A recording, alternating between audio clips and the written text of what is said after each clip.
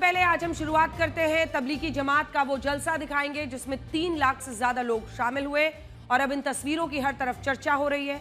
चर्चा का कारण यह है कि लाखों लोगों के शामिल होने के बावजूद इस जलसे का आयोजन शांतिपूर्ण और व्यवस्थित तरीके से हुआ। इसमें भाईचारे की मिसाल पेश की और ये जलसा हरियाणा के उसी मेवात में हुआ जहां आज से 99 साल पहले इस इस्लामिक संगठन की नींव रखी गई। अगर आप इन तस्वीरों को ध्यान से देखेंगे तो आपको दूर दूर तक सिर्फ लोगों का सैलाब नजर आएगा। 3 दिनों तक चलने वाले इस जलसे में अलग अलग शहरों और राज्यों से मुस्लिम समुदाय के कई समूह शामिल हुए और इसमें तबलीगी जमात के अमीर हजरत मौलाना साद भी पहुंचे। इस भीड़ को 1000 से ज्यादा वॉलंटियर्स ने संभाला और इस दौरान जलसे में शामिल होने वाले मुसलमानों के लिए कई तरह की व्यवस्था भी की गई। बड़ी बात है ये, क्योंकि हमारे देश में भीड़ का प्रबंधन नियंत्रण आसान नहीं होता और कई बार इस तरह के आयोजनों में भगदड़ का खतरा बना रहता है। लेकिन तबलीगी जमात के इस जलसे में न सिर्फ 3 लाख लोगों की भीड़ आई, बल्कि इस आयोजन में हिंदू मुस्लिम एकता की मिसाल भी आज पेश की गई। ये भाई मोहब्बत की चाय। और इसके लिए इस जलसे में एक टी स्टॉल लगाया गया जिसका नाम था मोहब्बत की चाय। ये स्टॉल जिस फाउंडेशन ने लगाया उसका नाम है अखिल भारतीय पिछड़ा और अल्पसंख्यक समुदाय कर्मचारी महासंघ। इसकी स्थापना दिवंगत नेता काशीराम और अन्य नेताओं ने की थी और अब इसी संगठन ने तबलीगी जमात के मुसलमानों को एक स्टॉल लगाकर मोहब्बत की चाय पिलाई। जबकि राजेश गर्ग नाम के एक स्थानीय व्यापारी ने वेज बिरयानी का एक स्टॉल लगाया और इस स्टॉल के जरिए हिंदू मुस्लिम एकता की मिसाल पेश की।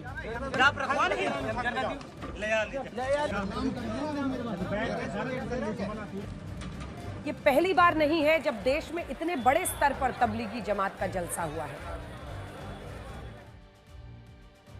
शुद्ध वेज बिरयानी उस स्टॉल में बेची जा रही थी। आज से 7 साल पहले उत्तर प्रदेश के बुलंदशहर में तबलीगी जमात का अब तक का सबसे बड़ा जलसा हुआ था जिसमें 20 लाख लोगों के शामिल होने का दावा था और इनमें 20,000 लोग दूसरे देशों से आए थे। देखिए,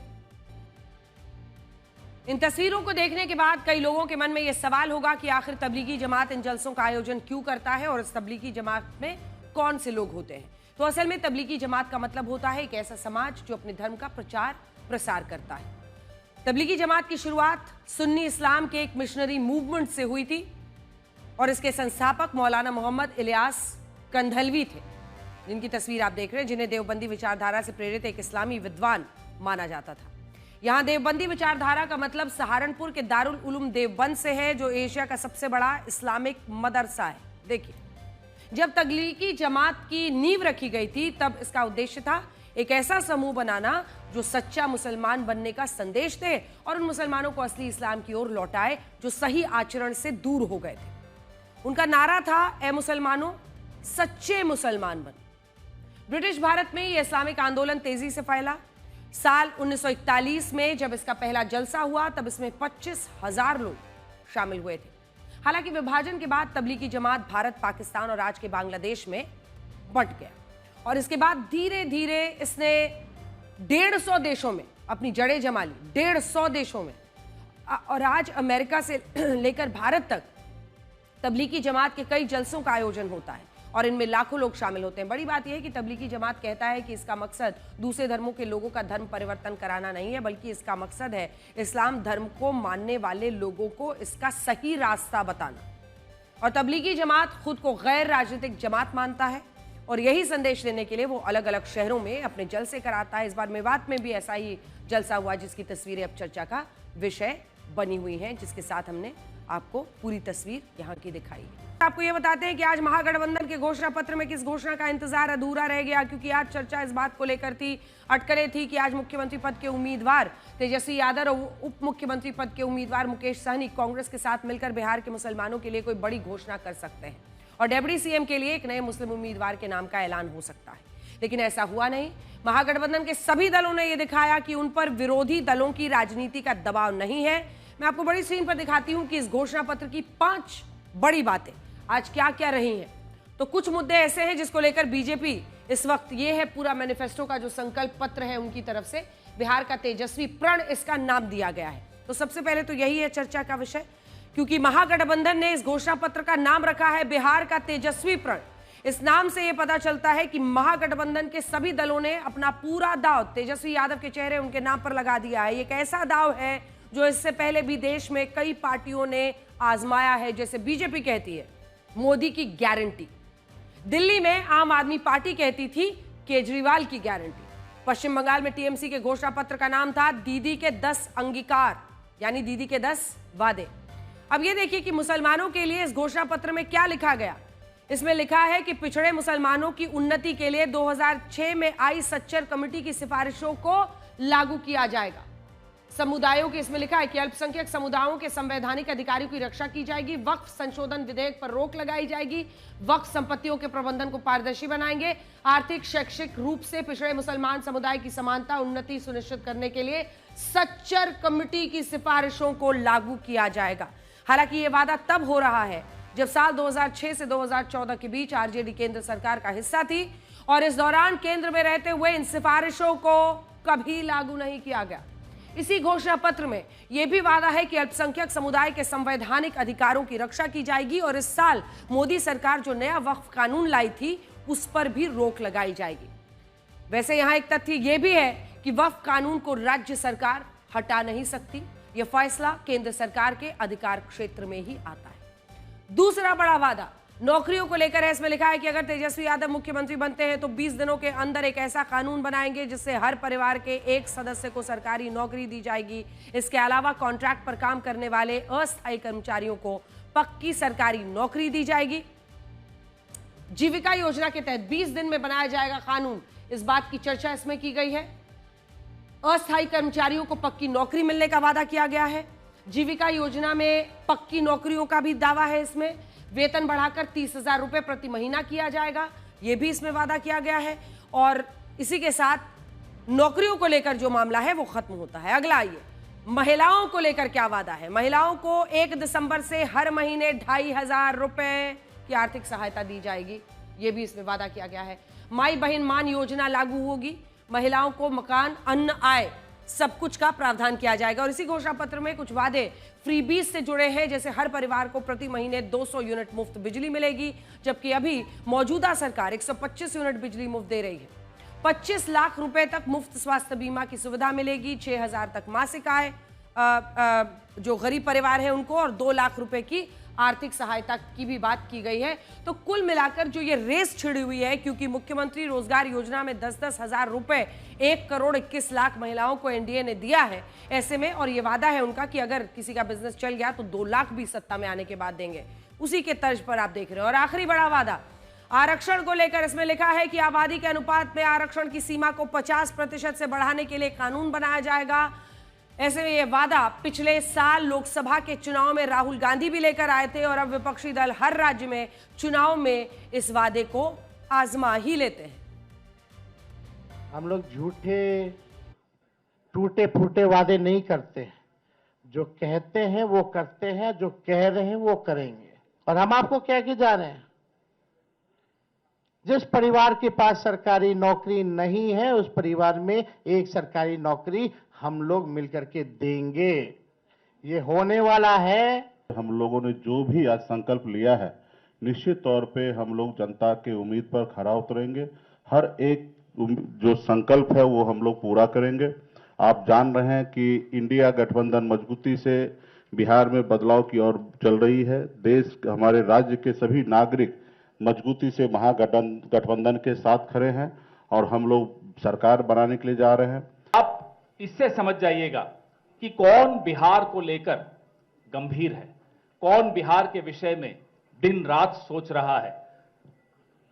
ना केवल सोच रहा है, पहले दिन से, सरकार बनते ही पहले दिन से क्या क्या करना है बिहार के लिए, 20 साल पीछे जा चुका है बिहार।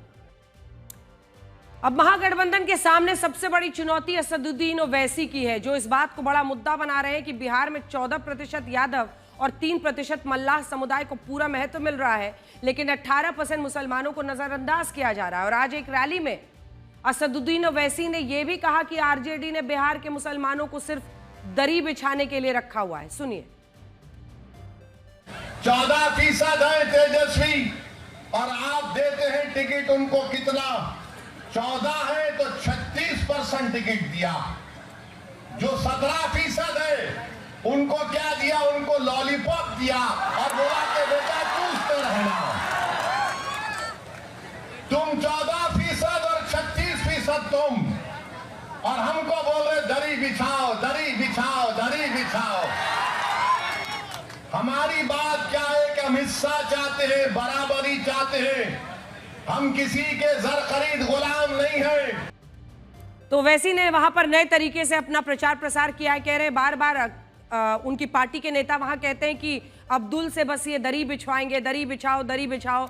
उनका इलेक्शन सिंबल है पतंग, और इधर महागठबंधन के लोग कह रहे हैं कि हाँ तुम पतंग उड़ाओ, ऐसे ही उड़ाते रहोगे। लेकिन क्या वाकई महागठबंधन के एमवाई फैक्टर को सबसे बड़ा खतरा असदुद्दीन ओवैसी से है? हम आपको कुछ समीकरण बिठाते हुए ये दिखाना चाहते हैं।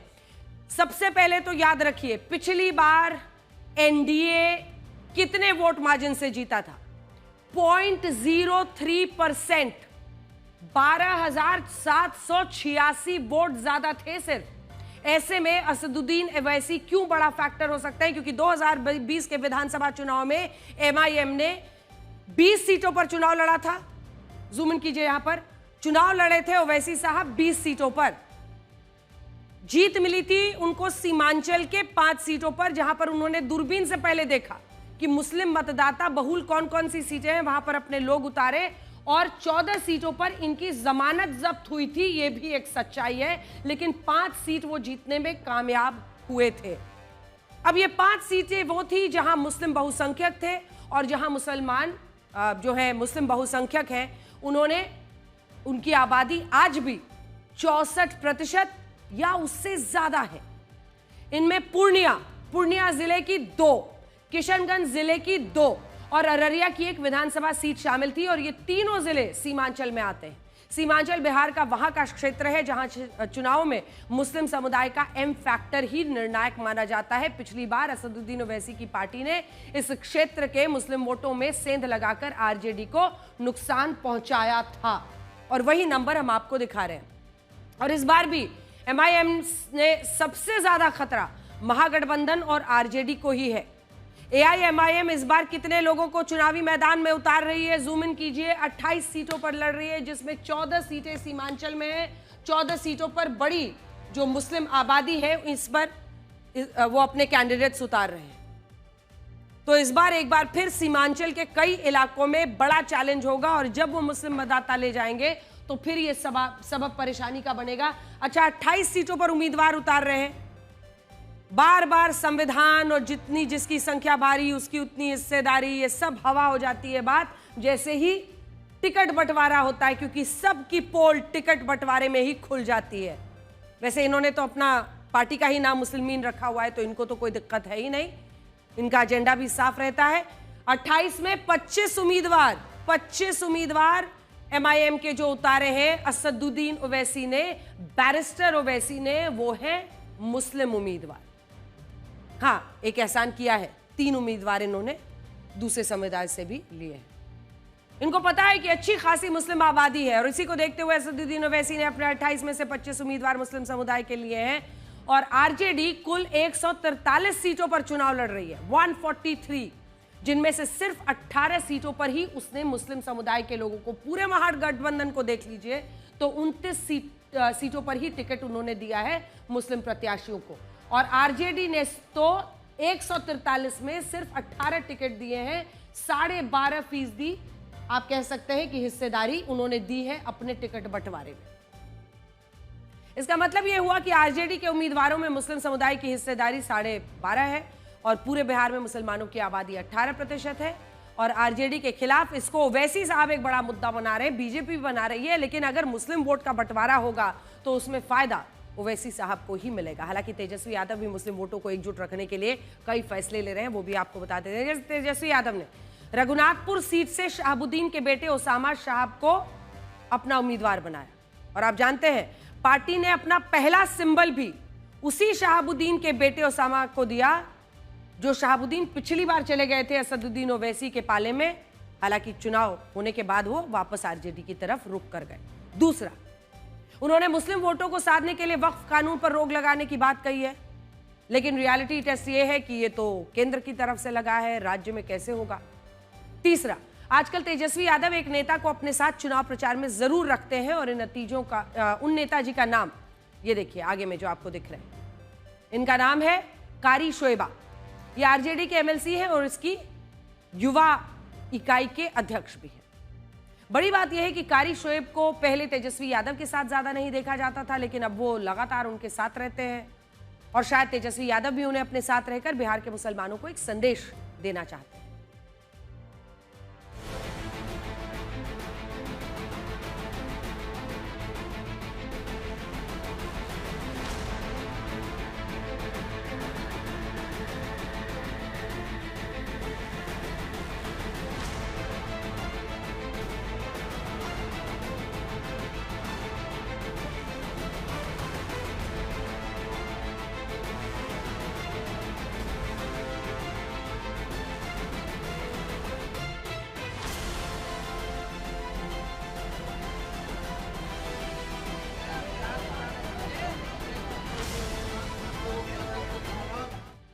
वोट बैंक की इस लड़ाई में कौन किस पर भारी पड़ेगा, देखते रहिए लगातार कवरेज, क्योंकि 14 नवंबर को आने हैं नतीजे और हम होंगे आपके सामने और आपको ये बताते हैं कि पाकिस्तान कितना डरपोक है, कैसे तालिबान ने पाकिस्तान के होश अब उड़ा दिए हैं।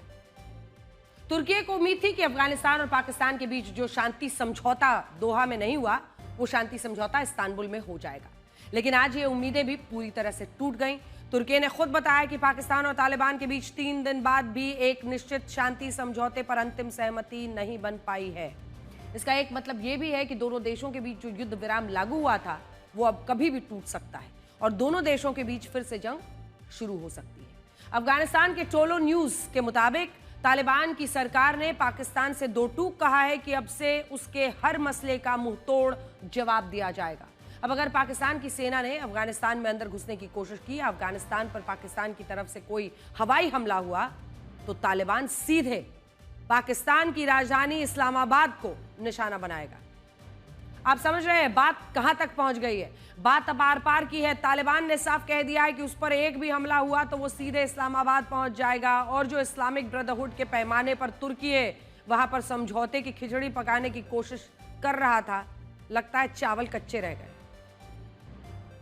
सोचिए, पाकिस्तान इतनी बड़ी बड़ी डींगे हाँकता है, लेकिन हकीकत में तालिबान के लड़ाकों ने सूट बूट वाले आसिम मुनीर की हालत खराब कर रखी है। रॉयटर्स के मुताबिक इस्तांबुल में पाकिस्तान और तालिबान के बीच जो शांति वार्ता हुई, उसमें पाकिस्तान तालिबान से अपनी एक भी बात को मनवा ही नहीं पाया। पाकिस्तान चाहता था कि तालिबान उसे अफगानिस्तान के उन इलाकों पर हवाई हमले करने की इजाजत दे जहां तहरीक तालिबान पाकिस्तान यानी टीटीपी के ठिकाने हैं, लेकिन तालिबान ने साफ कहा उसका टीटीपी से कोई संबंध नहीं और ना ही अफगानिस्तान की जमीन पर टीटीपी का एक भी ठिकाना है, जैसे को तैसा। और देखिए आज पाकिस्तान की क्या हालत है। इसीलिए पाकिस्तान को अफगानिस्तान में हवाई हमले करने की इजाजत नहीं दी जाएगी। हालत यह है कि पाकिस्तान चाहता है कि तालिबान उसके साथ एक शांति समझौता करे, जबकि तालिबान का कहना है कि अगर कोई शांति समझौता होगा तो वो सिर्फ उसी की शर्तों पर होगा।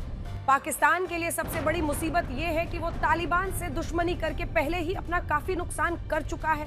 4 दिन पहले तक पाकिस्तान अफगानिस्तान के बॉर्डर पर 2000 से ज्यादा ट्रक फंसे हुए थे, जिनमें टमाटर और दूसरी सब्जियां थीं।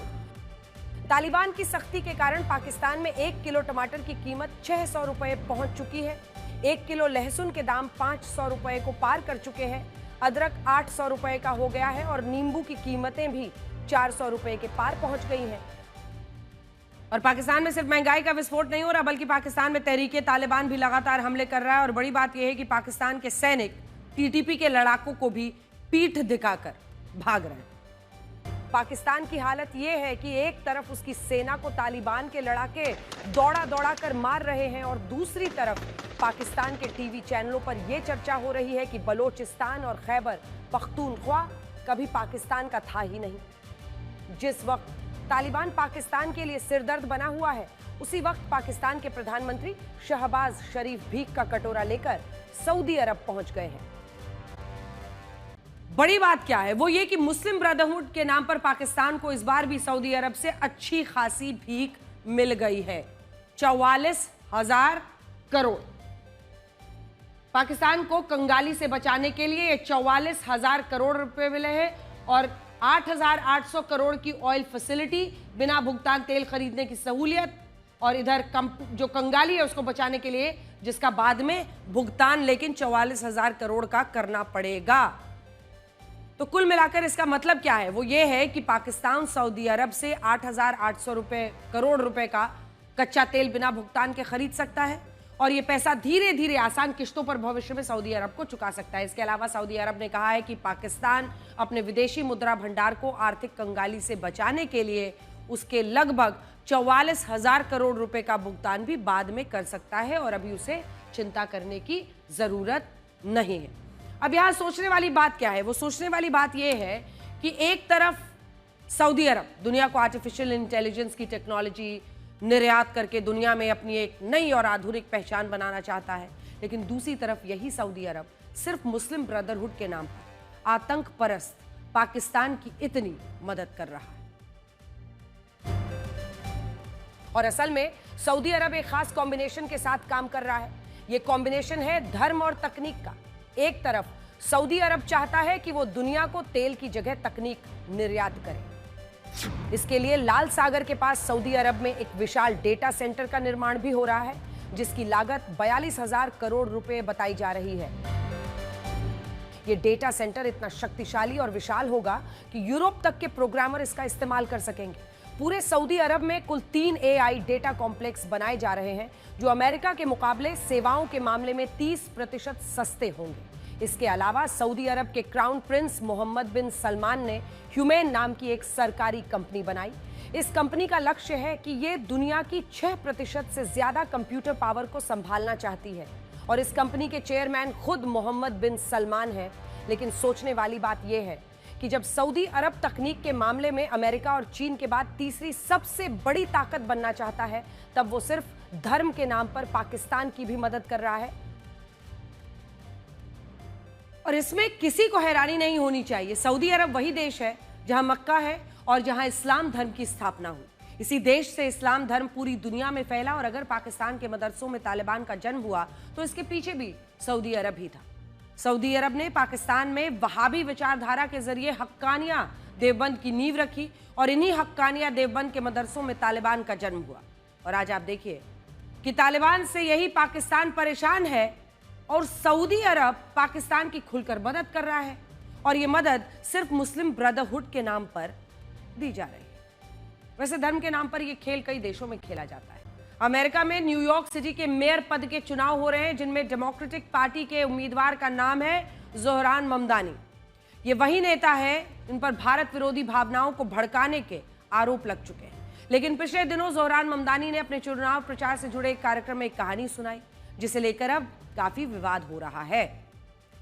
कहानी सुनिए। कहा कि जब साल 2001 में अमेरिका में 9/11 का अटैक हुआ था, आतंकी हमला हुआ था, तब उनकी एक आंटी हिजाब पहनने से डरती थी और उन्होंने हिजाब पहनकर मेट्रो से जाना बंद कर दिया था। और इस कहानी से जोहरान ममदानी ये बताना चाह रहे थे कि जब 9/11 का आतंकी हमला हुआ था तब सभी मुसलमानों को दोषी मान लिया गया था। वही इस्लामोफोबिया कार्ड, और मुसलमानों की हालत यह हो गई थी कि महिलाएं हिजाब पहनकर भी बाहर नहीं जा सकती थी। आप भी पहले खुद जोहरान ममदानी के मुंह से इस कहानी को सुनिए। अब अगर मैं आपसे यह कहूं कि जोहरान ममदानी ने नमाकों से दुनिया को जो कहानी सुनाई वो कहानी ही झूठी है, फर्जी है, आप क्या कहेंगे? ये हम नहीं कह रहे हैं, बल्कि ये बातें अमेरिका का मीडिया लिख रहा है। न्यूयॉर्क पोस्ट के मुताबिक जोहरान ममदानी की आंटी का नाम मसूमा ममदानी है। वो एक पब्लिक हेल्थ कंसल्टेंट है जो 9/11 हमले के वक्त तंजानिया में रहती थी और हिजाब पहनती नहीं। अब अमेरिका का मीडिया जोहरान ममदानी से पूछ रहा है कि जब उनकी आंटी तंजानिया में थी, वो हिजाब पहनती ही नहीं थी, तो उन्होंने ये झूठी कहानी बनाई कैसे और सुनाई कैसे? इस मुद्दे पर अमेरिका के उपराष्ट्रपति जेडी वैंस और पूर्व गवर्नर एंड्रू क्योमो ने जोहरान ममदानी पर हमला बोला और ये कहा है कि जोहरान ममदानी इस्लामोफोबिया के लिए ऐसी झूठी कहानी कैसे कर सकते हैं, जबकि जोहरान ममदानी ने खुद को अपने झूठ में फंसते हुए देखकर अब सफाई दी है और ये कहा है कि वो अपनी आंटी की नहीं बल्कि अपने पिता की आंटी के बारे में बात कर रहे थे। लेकिन अमेरिका के लोग अब उनकी बातों पर विश्वास कर नहीं रहे। ये एक बड़ी बात है। और इससे आप ये समझ पाएंगे कि कई बार नेता भी अभिनेता बन जाते हैं, झूठी कहानियां बनाकर लोगों की हमदर्दी बटोरते हैं और इनमें कुछ नेता ऐसे होते हैं जो धर्म का सहारा लेते हैं। यही आरोप जोहरान ममदानी पर है। हालांकि अब जब चुनाव होते हैं और उसके नतीजे क्या होते हैं, कई लोग ये मान रहे हैं कि वो जीत भी सकते हैं, तब की तब देखी जाएगी। खैर, बसों में आग लगने की कई घटनाएं हो चुकी हैं और अब जयपुर में एक बस हाई टेंशन लाइन से टकरा गई, जिससे बस में आग लग गई। इस घटना में 3 लोगों की मौत हो गई। इस बस के ऊपर गैस सिलेंडर रखे थे, आग लगने की वजह से वो भी फट गए, जिससे आग और भयानक हो गई। इससे पहले हाई टेंशन लाइन से छूने की वजह से बस में करंट आया और आग पकड़ ली। ये हादसा जयपुर से करीब 50 किलोमीटर दूर मनोहरपुर इलाके में हुआ। इस बस में मजदूर सवार थे, जिन्हें ईंट भट्टे पर ले जाया जा रहा था। पिछले 2 हफ्ते में बस में आग लगने की ये 5वीं घटना है। इससे पहले आंध्र प्रदेश में बस में आग लगने की वजह से 20 लोगों की मौत हो गई। उस बस में 234 स्मार्टफोन रखे थे, उन्हें ही बस में आग लगने की वजह माना जा रहा है। अनुमान है कि हादसा मोबाइल फोन की बैटरी फटने की वजह से हुआ। तो एक तरफ यात्रियों को भी ले जाया जा रहा है, दूसरी तरफ ऐसी सामान भी ढोए जा रहे हैं इन बसों में जो कि ज्वलनशील है। कुल मिलाकर कैसे यात्रियों की जान को खतरे में डाला जा रहा है आपने देख लिया, और ये खबरें हम लगातार दिखाते रहेंगे जब तक इस पर कोई ठोस कार्रवाई नहीं होती है यात्रियों की सुरक्षा के लिए। अब आपको एक ऐसी तस्वीर दिखाते हैं जो बताती है कि घमंड और अकड़ हमेशा नहीं रहती, समय सबका हिसाब कर देता है। आज वही हुआ जब शतरंज के वर्ल्ड चैंपियन डी गुकेश ने अमेरिका के हिकारू नाकामुरा को हरा दिया। नाकामुरा वही चेस प्लेयर हैं जिन्होंने हाल ही में एक फ्रेंडली मैच में गुकेश को हराने के बाद किंग दर्शकों में फेंक दिया। लेकिन डी गुकेश हमेशा की तरह शांत और संयमित ही रहे। उन्होंने इस जीत के बाद किसी भी तरह का उत्तेजित या आक्रामक व्यवहार नहीं दिखाया और वो बिना कुछ कहे दोनों ही तरह के मोहरों को ठीक करने लगे और उन्होंने बिना कुछ कहे ही हिसाब बराबर कर दिया। जबकि 5 अक्टूबर को अमेरिकी खिलाड़ी हिकारू नाकामुरा ने डी गुकेश को एक फ्रेंडली मुकाबले में हरा दिया था और इसके बाद उन्होंने किंग को दर्शकों में फेंक दिया। लेकिन अब गुकेश ने इस घमंड का जवाब धैर्य और संयम से दिया और उन्होंने बता दिया कि खेल में हार जीत चलती रहती है, लेकिन जीत सिर पर सवार नहीं होनी चाहिए जो अहंकार में बदल जाए।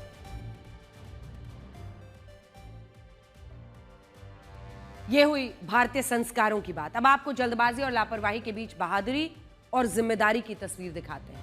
तमिलनाडु के इरोड स्टेशन पर चलती ट्रेन में चढ़ने की कोशिश कर रही महिला का पैर फिसल गया। उसी वक्त आरपीएफ के जवान ने हिम्मत दिखाई और इस महिला को बचा लिया। यह तस्वीर तमिलनाडु के इरोड जंक्शन की है, जहां एक महिला चलती ट्रेन में दौड़कर चढ़ने की कोशिश करती है, लेकिन ट्रेन की सीढ़ी से उसका पैर फिसल जाता है और वो गिरने लगती है। लेकिन महिला ट्रेन और स्टेशन के गैप में से नीचे गिरती उससे पहले ही आरपीएफ के हेड कांस्टेबल जगदीशन ने दौड़ लगा दी और इस महिला को प्लेटफॉर्म पर खींच लिया और ये हादसा होने से बचा लिया। इस घटना का सीसीटीवी फुटेज रेलवे ने सोशल मीडिया पर साझा किया है। ये तस्वीर आरपीएफ जवान की बहादुरी, जिम्मेदारी और सतर्कता को दिखाती है और बताती है कि एक पल की सजगता से किसी की जान बचाई जा सकती है। साथ ही ये सबक भी सिखाती है कि जल्दबाजी और लापरवाही कितनी भारी पड़ सकती है।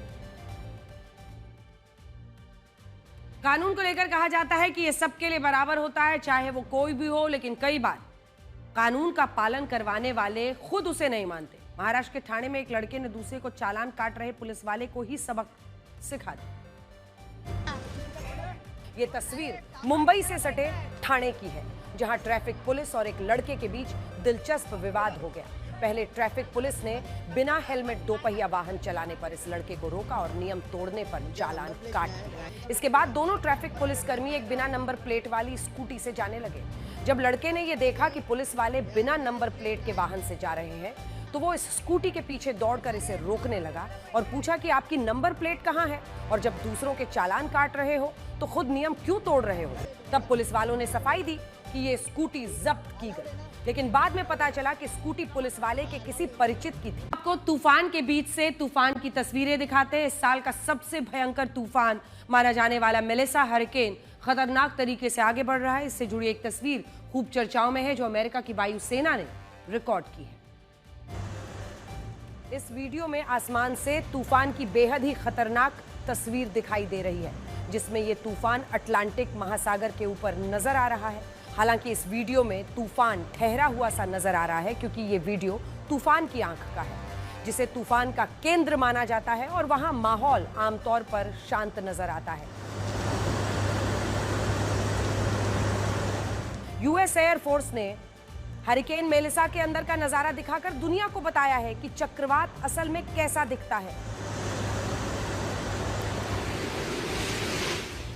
यह तूफान कैरिबियाई देशों की तरफ बढ़ रहा है। जमैका समेत कई कैरिबियाई देशों और द्वीपों से बड़ी संख्या में लोगों को हटाया जा रहा है। इस तूफान की वजह से हवाएं 280 किलोमीटर प्रति घंटे से ज्यादा रफ्तार से चल रही हैं। इधर बंगाल की खाड़ी पर बना चक्रवाती तूफान मोंथा का लैंडफॉल आंध्र प्रदेश के काकीनाडा तटीय इलाकों से शुरू हो गया है। कुछ तस्वीरें डराने वाली हैं। आंध्र प्रदेश में तूफानी हवाएं 90 से 100 किलोमीटर प्रति घंटे की रफ्तार से चल रही हैं। आंध्र प्रदेश के मछलीपट्टनम और आसपास के जो तटीय इलाके हैं उनको पूरी तरह से खाली करवा लिया गया है। लोगों को हिदायत दी गई है कि वो घर से बाहर ना निकले, क्योंकि लैंडफॉल के वक्त ही समंदर में काफी ऊंची लहरें उठ रही हैं।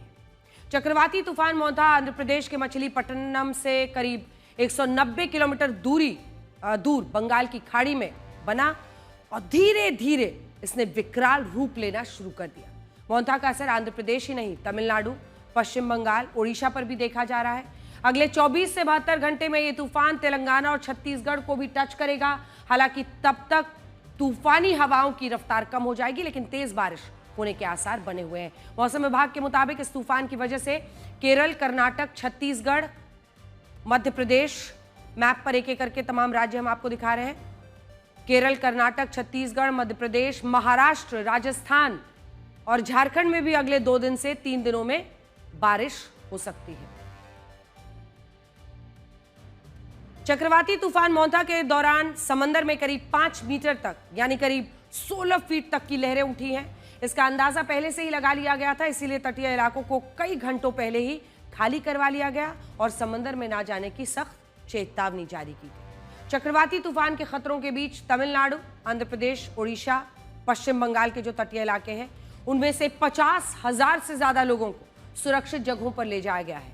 मोंथा तूफान की वजह से इस क्षेत्र में आने जाने वाली करीब 120 ट्रेनों को, करीब 50 फ्लाइट्स को कैंसिल किया गया है। हम आपको इस तूफान पर अपनी एक रिपोर्ट जरा दिखाते हैं।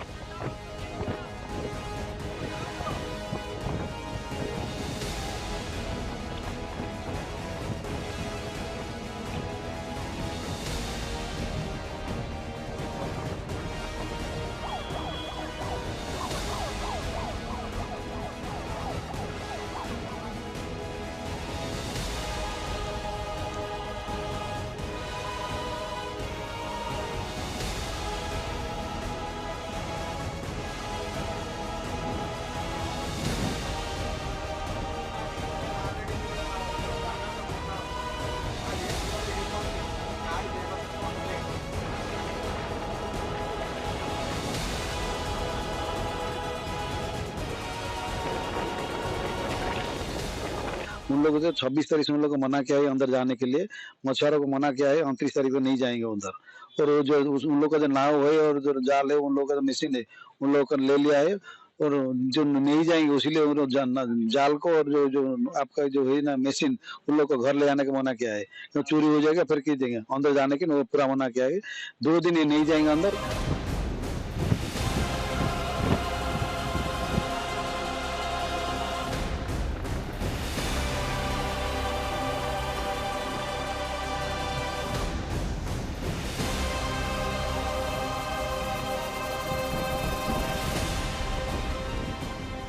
between Machilipatnam and Kalingapatnam, that is around Kakinada, that is today night, 28th October, around Kakinada in the evening or night.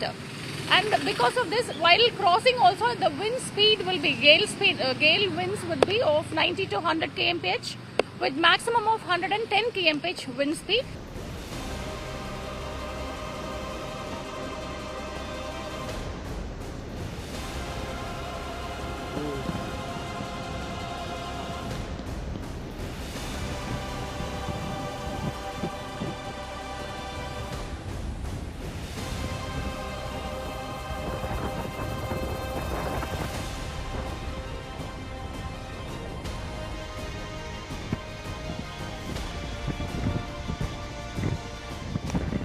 Crossing would start, so even after crossing also movement will be slow, right? So while crossing also people are requested not to go out and remain in safer place.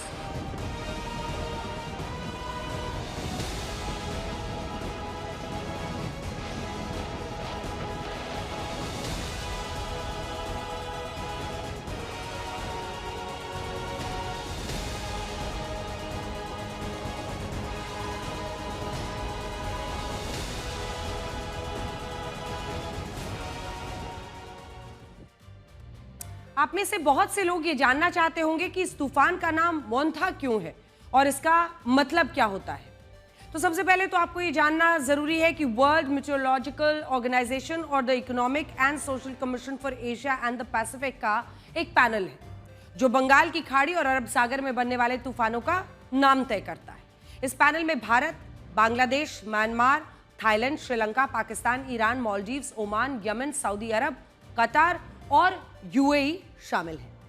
यही panel इस पूरे क्षेत्र में आने वाले तूफानों का पहले से ही नामकरण करके रखते हैं। चक्रवाती तूफान मोंथा का नाम इस बार थाईलैंड ने दिया है। अगर थाई भाषा में देखें तो थाई भाषा में मोंथा का मतलब होता है खुशबूदार फूल। अब देखिए, इस पैनल ने भविष्य में आने वाले अगले कुछ तूफानों के नाम पहले से ही तय कर दिए हैं। जैसे अगले जो चक्रवाती तूफान का नाम जो भी आएगा उसका होगा सेन्यार, ये नाम यूएई ने दिया है। फिर इसके बाद जो तूफान आएगा उसका नाम होगा दितवा, ये नाम येमेन ने दिया है। इसके बाद जो तूफान आएगा उसका नाम होगा अर्नब और ये नाम बांग्लादेश ने दिया है।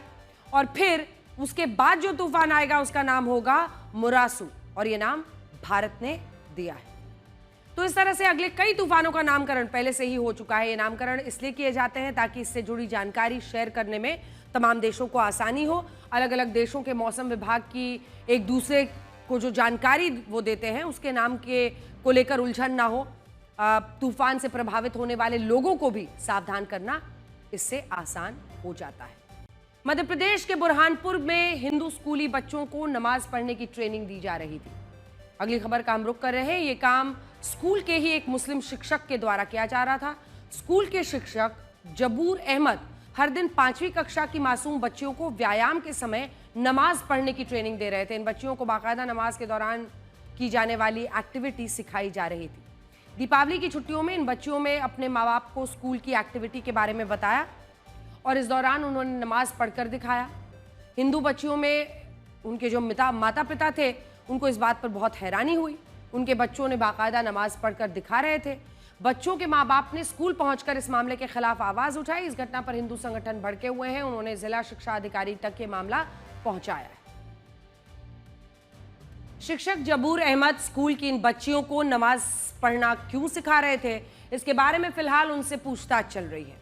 जो माता पिता हैं वो थोड़े चिंतित हैं। उनका कहना है कि उनकी मासूम बच्चियों को ब्रेन वॉश किया जा रहा था।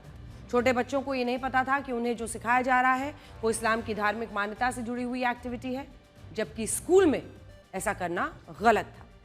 आरोप है कि जबूर अहमद जानबूझकर इन मासूम बच्चियों के दिमाग में धार्मिक मान्यताएं सिखा रहे थे और इसी बात पर उन्हें स्कूल से निलंबित तक कर दिया गया है। अभी तक ऑनलाइन एनसाइक्लोपीडिया के तौर पर लोग विकिपीडिया, ब्रिटानिका और इन्फोप्लीज जैसी वेबसाइट्स को ही जानते हैं। अलग अलग मुद्दों और क्षेत्रों की जानकारी हासिल करने के लिए लोग इन्हीं वेबसाइट्स पर अक्सर जाते हैं। दुनिया भर के सर्च इंजन भी इन्हीं पर लिखी गई जानकारियों को दिखाते हैं, लेकिन कई बार इनमें लिखी गई जानकारियों को प्राथमिक सोर्स के तौर पर नहीं देखा जाता। क्योंकि इनके ओपन सोर्स डेटा में गलती होने की आशंका रहती है। कोई भी वहां पर जाकर उस इंफॉर्मेशन को, जानकारी को एडिट कर सकता है। एलॉन मस्क तो यहां तक कहते हैं कि विकिपीडिया तो लोगों को वोक और वामपंथी प्रोपेगेंडा से जुड़ी भ्रामक जानकारियां देता है। इसीलिए एलॉन मस्क की कंपनी XAI अपना खुद का AI एनसाइक्लोपीडिया लेकर आ गई है। XAI ने ग्रॉकीपीडिया लॉन्च कर दिया है, जो ग्रॉक चैटबॉट की मदद से चलाया जाएगा।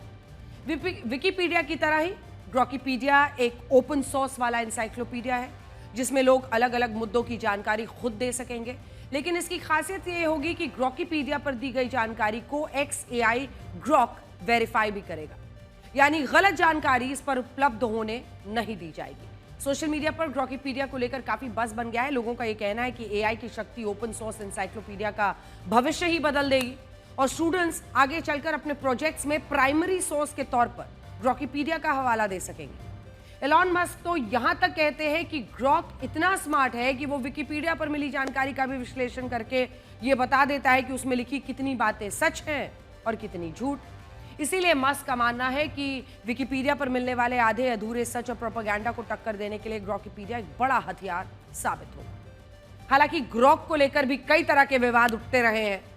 ग्रॉक ने कई यूजर्स के सवालों और मुद्दों पर विवादित टिप्पणियां कर दी थी, जिसको लेकर काफी विरोध हुआ था और ग्रॉक पर भी कई बार गलत जानकारी देने के आरोप लगे। ऐसे में ग्रॉक की मदद से चलने वाला ग्रॉकीपीडिया पर कितनी सही जानकारी मिलेगी आपको, ये देखना होगा और इंतजार करना होगा।